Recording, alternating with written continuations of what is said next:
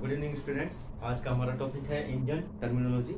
और जैसे कल हमने लास्ट वीडियो में पहले बताया था कि इंजन के क्या क्या इंजन किसको हम कहते हैं, इंजन कितने टाइप का होता है, उसमें आपने देखा था उस वीडियो में बहुत सारे वेरियस टाइप का इंजन हमने पढ़ा था। आज हम बात करते हैं इंजन की टर्मिनोलॉजी के बारे में। टर्मिनोलॉजी का मतलब होता है कि इंजन से संबंधित कुछ टर्म्स ऐसी होती हैं जो इंजन के बारे में जब भी हम पढ़ते हैं तो उनको हमें जानना बहुत जरूरी होता है। ठीक है, तो स्टूडेंट्स एक बात ध्यान रखिए कि जो इंजन के कंपोनेंट होते हैं, इंजन के पार्ट्स होते हैं, उनके लिए मैं एक अलग से स्पेशल वीडियो बनाऊंगा। अभी आप केवल यहाँ पे टर्मिनोलॉजी समझने के लिए केवल दो ही चीज़ों को समझ लीजिए कि एक इम्पोर्टेंट जो हमारा पार्ट है उसका नाम है पिस्टन, और दूसरा जो हमारा पार्ट है, इम्पोर्टेंट जो पार्ट है यहाँ पे जिसके बारे में हम बात करेंगे, उसका नाम है इंजन सिलेंडर। अब इंजन सिलेंडर क्या होता है, वो एक खोखला सिलेंड्रिकल शेप में होता है। ठीक है, जैसे यहाँ पे मैंने आपको दिखाया है, जैसे एक गिलास होता है, आपने देखा होगा कांच का, ठीक है ना, तो कुछ इसी शेप में हमारा इंजन सिलेंडर होता है। उसके अंदर पिस्टन ऊपर नीचे मूवमेंट करता है। तो आपने कई बार आपने टीवी में ऐड देखा होगा कि पिस्टन ऊपर नीचे मूवमेंट करता है। तो पिस्टन के लिए भी एक फिक्स लिमिट बनाई गई है कि पिस्टन किस लिमिट तक ऊपर जा सकता है और किस लिमिट तक नीचे आ सकता है। तो वो लिमिट वो पॉइंट जिस तक पिस्टन ऊपर जा सके उस पॉइंट को हम कहते हैं टीडीसी। टीडीसी का मतलब होता है टॉप डेड सेंटर। ठीक है, ठीक है, तो ऐसा पॉइंट जिससे पिस्टन ऊपर ना जा सके उस पॉइंट को हम टॉप डेड सेंटर या टीडीसी कहेंगे। ठीक है, ऐसा ही सेम है बीडीसी। बीडीसी का फुल फॉर्म होता है बॉटम डेड सेंटर। ठीक है,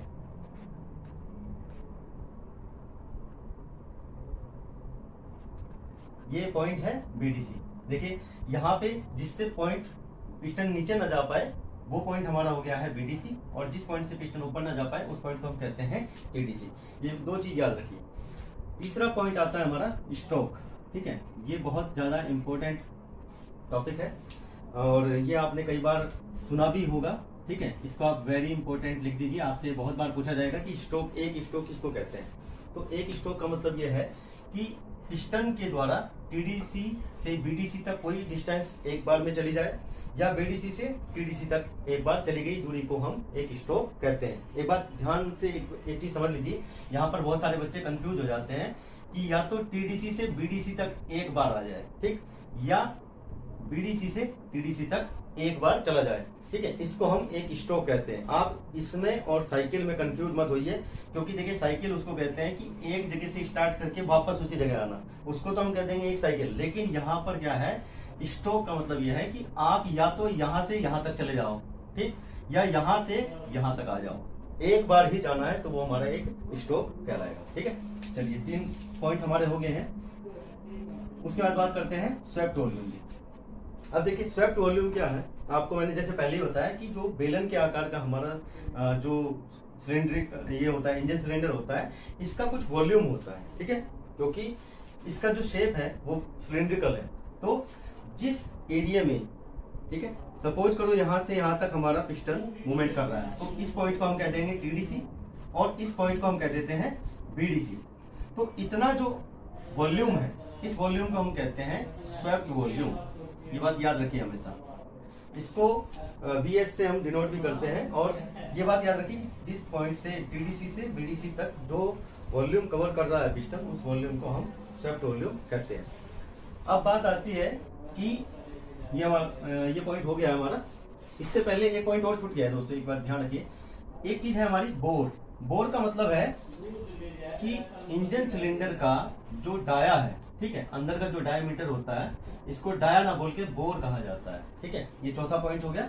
पांचवा पॉइंट मैंने आपको बता दिया स्वेप्ट वॉल्यूम, और छठे पॉइंट पे आते हैं हम क्लियरेंस वॉल्यूम। क्लियरेंस वॉल्यूम का मतलब यह है कि इस वॉल्यूम के ऊपर भी एक वॉल्यूम रह जाता है जिस वॉल्यूम में पिस्टन का कोई रोल नहीं होता है। ठीक है, उस वॉल्यूम को हम क्लियरेंस वॉल्यूम कहते हैं। ठीक है, जैसे अभी इसके बारे में जब मैं आपको इसकी वर्किंग पढ़ाऊंगा तो आपको अच्छे से समझ में आ जाएगा कि वीएस क्या चीज है, और इसके ऊपर का जो वॉल्यूम बचता है इसको हम वीसी या क्लियरेंस वॉल्यूम कहते हैं। ठीक है, दो चीज, ये चीज भी हमारी क्लियर हो गई है।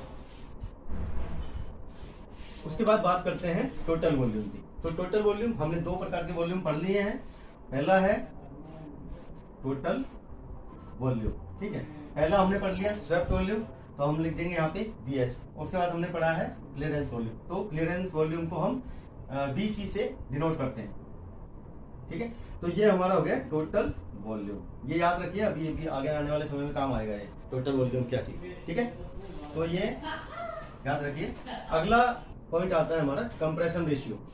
कंप्रेशन रेशियो स्टूडेंट्स ध्यान रखिए कि जब पेट्रोल इंजन और डीजल इंजन की बात करते हैं, जब उनमें हम कंपैरिजन करते हैं, तो कंप्रेशन रेशियो बहुत ज्यादा इंपॉर्टेंट टर्म्स हो जाती है उन दोनों में डिफरेंट बताने के लिए। ठीक है, कंप्रेशन रेशियो का जो फॉर्मूला होता है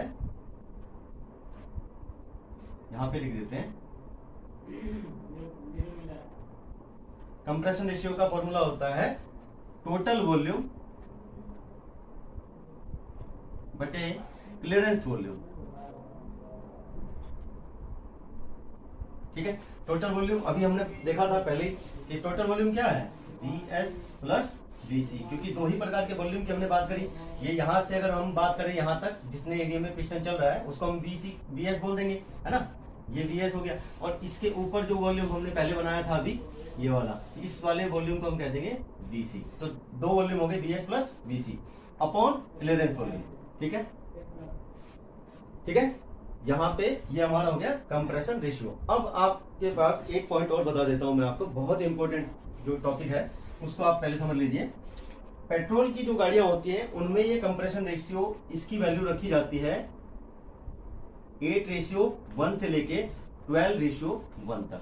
अब आपके दिमाग में ये बात आ रही होगी कि सर ये 8 क्या है, 1 क्या है, यहाँ पे 12 क्या है और 1 क्या है। ठीक है, तो आप इसको इस तरीके से समझिए कि पहले समझ लीजिए कंप्रेशन से पहले का जो वॉल्यूम है, सपोज कीजिए कि ये अपना इंजन सिलेंडर है और यहाँ पे हमारा पिस्टन बना दिया हमने। ठीक है, तो कंप्रेशन से पहले जो वॉल्यूम होगा वो जाहिर सी बात है यहाँ तक हमारा VS है और इससे ऊपर है हमारा VC। तो ये जो हमारा है इसको हम कहते हैं कंप्रेशन से पहले का वॉल्यूम, टोटल वॉल्यूम, यानी कि यहाँ से यहाँ तक वॉल्यूम जो होगा इसको हम कंसिडर करेंगे। और जब कंप्रेशन पूरा हो जाएगा, ठीक है, तो पिस्टन हमारा यहाँ तक आ जाएगा कुछ इस पॉइंट तक। ठीक है, तो जो बीच में गैप बच रहा है इस गैप को कहते हैं कंप्रेशन के बाद का वॉल्यूम, जिसको हम क्लियरेंस वॉल्यूम बोल रहे हैं। तो सपोज करो कि अगर आपका 8:1 है, तो यानी कि ऊपर का हिस्सा 8 है और 1 है, और उसके बाद जो नीचे का टोटल वॉल्यूम है यानी कि इसको और इसको मिला के जो बन रहा है वो आपका 8 हो जाएगा। ठीक है, तो ये बात ध्यान रखिए कि total volume VS plus VC की वैल्यू आ गई 8 और अपॉन VC की वैल्यू हो गई 1। ठीक है, तो 8:1 बन जाता है इस तरीके से। तो उम्मीद है आपको ये कंप्रेशन रेशियो समझ में आ गया होगा। फिर भी अगर इसमें कोई डाउट हो तो आप कमेंट बॉक्स में लिख के मुझे बता सकते हैं, फिर मैं आपका इसमें कंफ्यूजन दूर कर दूंगा। ठीक है, अगली टर्म्स आती है वाल्व लीड। ठीक है, तो एक बात ध्यान रखिए बच्चों, इंजन में जब हम इंजन के कंपोनेंट्स पढ़ेंगे तो उसमें आप एक कंपोनेंट का नाम पढ़ेंगे। एक का नाम होता है इनटेक वाल्व, ठीक है, और एक दूसरा जो कंपोनेंट होता है उसका नाम होता है एग्जॉस्ट वाल्व। ठीक है, इनटेक वाल्व और एग्जॉस्ट वाल्व, इनकी जो टाइमिंग होती है उसी के आधार पे वाल्व लीड, लैग और ओवरलैप को डिसाइड किया जाता है। देखिए, सबसे पहले है वाल्व लीड। वाल्व लीड का मतलब क्या है, जैसे नाम से पता चला है, लीड मतलब आगे बढ़ना, फॉरवर्ड तरीके से उसके आगे चलना। ठीक है, तो समय से पहले अगर हमारी वाल्व खुल जा रही है, ठीक है, तो उसको हम कहते हैं वाल्व लीड। याद रखिए, फिर दोबारा बोल देता हूं, समय से पहले अगर आपकी इनटेक और एग्जॉस्ट वाल्व खुल जा रही है तो उसको हम वाल्व लीड कहते हैं। दूसरा है वाल्व लैग। लैग मतलब पिछड़ना, किसी चीज से पीछे रह जाना। तो उसका मतलब है कि समय के बाद अगर आपकी वाल्व खुली रह जाती है, जो फिक्स टाइम पे बंद हो जानी चाहिए थी, अगर वो उस फिक्स टाइम के बाद भी खुली रह जा रही है तो उस पॉइंट को हम, उस टर्म्स को कहते हैं लैग, वाल्व लैग। ठीक है, और तीसरी टर्म्स है वाल्व ओवरलैप। ठीक है, ओवरलैप का मतलब यह है कि एक ही समय पे दोनों काम हो जाना। जब कोई एक पर्टिकुलर थोड़ा सा टाइम होता है जिसमें हमारी इनटेक वाल्व और एग्जॉस्ट वाल्व दोनों खुली रहती हैं, तो उस टाइम को हम कहते हैं, उस sort of period of time को हम बोलते हैं ओवरलैप। ठीक है, तो हम चीज समझ गए। मैं फिर से बता देता हूँ एक बार, समय से पहले वाल्वों का खुलना वाल्व लीड, समय के बाद वाल्वों का खुला रह जाना, है ना, समय से पहले वाल्वों को खुलना, वाल्व लीड, समय के बाद अगर वाल्व जो है बंद हो रही है तो हमारी वाल्व लैग, और एक ही समय पे दोनों वाल्व हमारी अगर खुली रह जा रही है तो उसको हम वाल्व लैग कहते हैं, सॉरी वाल्व ओवरलैप कहते हैं। ठीक है, तो उम्मीद है आपको अभी तक के 9 पॉइंट मैंने पढ़ाए हैं ये आपको समझ में आ गए होंगे। उसके बाद हम बात करते हैं सीसी। आपने बहुत सारी टाइम पे ये टर्म्स का नाम सुना होगा कि इंजन कितने सीसी का है। आप बाजार में गाड़ी लेने जाते हो तो वहां पे सबसे पहले आप ये पूछते हो कि भाई आपकी गाड़ी कितने सीसी की है ना। तो सीसी का मतलब ये होता है क्यूबिक सेंटीमीटर। ठीक है, सबसे पहले तो आप ये चीज याद रखिए, सीसी की फुल फॉर्म होती है क्यूबिक सेंटीमीटर। ठीक, अब बात करते हैं हम कि ये हमारा इंजन का सिलेंडर, वो इंजन सिलेंडर है और इसके अंदर पिस्टन है, इसका डाया है, हमने स्ट्रोक लेंथ समझ ली, ये सब चीजें हमें पता चल गई है। अब हम सीसी कैसे निकालेंगे, तो सीसी निकालने के लिए एक फॉर्मूला मैं आपको बता देता हूं। उस फॉर्मूले का मतलब क्या है, देखिए सीसी बराबर π/4 into D square into L into N. ठीक है, अब देखिए डी क्या है, जो हमने अभी पढ़ा था बोर, यानी डी बराबर डाया ऑफ सिलेंडर।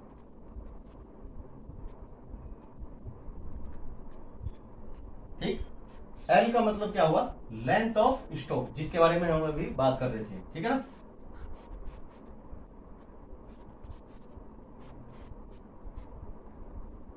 और एन का मतलब हो जाएगा नंबर ऑफ सिलेंडर।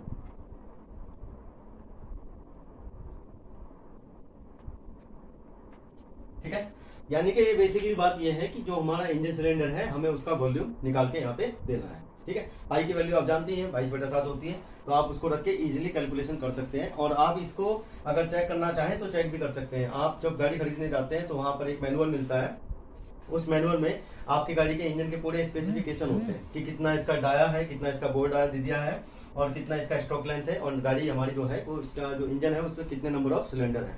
तो उसकी इस तरीके से कैलकुलेशन करके आप इसकी सीसी निकाल सकते हैं। ठीक है, तो उम्मीद है दोस्तों कि आपको ये इंजन की जो टर्मिनोलॉजी है वो समझ में आ गई होगी। अगर फिर भी इसके बाद भी किसी बच्चे का कोई भी डाउट होगा तो आप उसको जो है कमेंट बॉक्स में लिख के मुझे मैसेज कर सकते हैं, और मैं कोशिश करूंगा आपके जो डाउट्स हैं वो क्लियर हो जाए। ठीक है, थैंक यू सो मच।